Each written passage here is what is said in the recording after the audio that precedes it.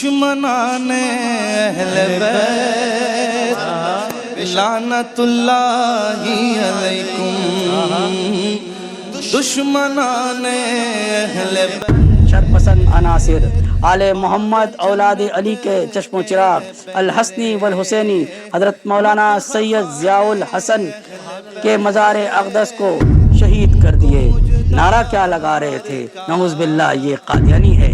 تم کو مجدہ نار کا اے دشمنان اہل بیت،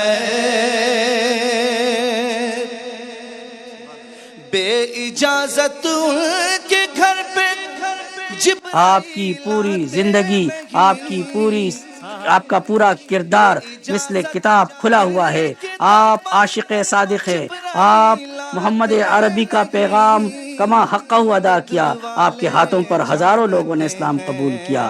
آپ داعی اتحاد بین المسلمین ہیں۔ قرآن و سنت پہ مکمل عبور حاصل تھا اور آپ استحکام پاکستان کے لیے آپ نے کارہائے نمایاں سر انجام دیے۔ ان کی پاکی کا خدا پاک کرتا ہے بیان، ان کی پاکی کا خدا پاک کرتا ہے بیان، آیا تطہیر سے ظاہر ہے شان اہل بیت، آیا تطہیر سے۔